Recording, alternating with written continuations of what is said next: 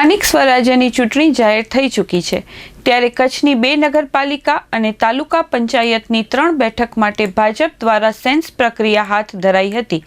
જેમાં રાપર નગરપાલિકાની 28 બેઠક માટે 102, ભચાઉ નગરપાલિકાની 28 બેઠક માટે 125 લોકોએ દાવેદારી નોંધાવી છે।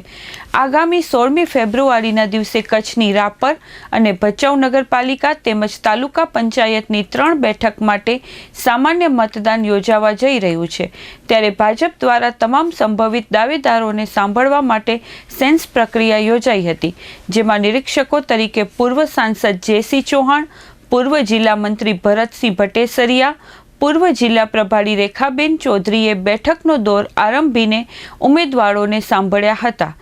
ભુજ જિલ્લા ભાજપ કાર્યાલય કમલમ ખાતે 3 તાલુકા પંચાયત અને 2 નગરપાલિકાના સંભવિત ઉમેદવારો મોટી સંખ્યામાં ઉમટી પડ્યા હતા, જેમાં રાપર નગરપાલિકાની 28 બેઠકો માટે 102 લોકોએ, ત્યારે ભચાઉ નગરપાલિકાની 28 બેઠકો માટે